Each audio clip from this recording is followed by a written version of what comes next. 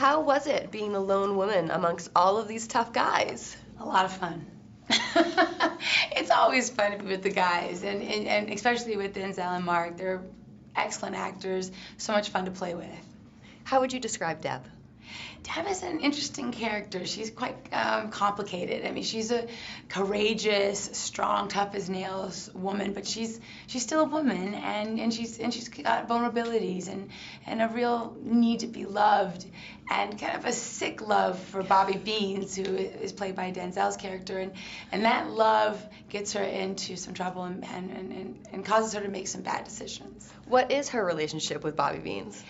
Well, gosh, I think they've been lovers for a long time, off and on, and I don't want to give too much away, but I think that there's just this hope that things will be more, and I don't know how much he can give, but it's a dream that Deb has. And what does Deb think of Stig? Well, Stig obviously throws a wrench into her plans, and she's been probably a little bit jealous of this new friendship that Denzel has, or Bobby Beans has, with Stig. And so it's a bit adversarial, their relationship. Set this up. What's the movie about? Well, the movie is about, gosh, it's a really hard movie to say what it's about without giving it away. You've got two guys pretending to be something they're not, and neither one of them knows it. And then they get set up, and then there's so many twists and turns, you don't know what is coming next.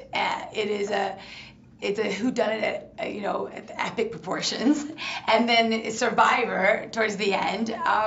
It's just a really fun action movie with a lot of comedy and just great chemistry between these two. Yeah, their chemistry is like phenomenal. It really is. How was it working in that environment with them? It was the best. I mean, when you work with great actors like Mark and Denzel, it just makes your job that much easier and that much more enjoyable. Why should audiences go see this movie?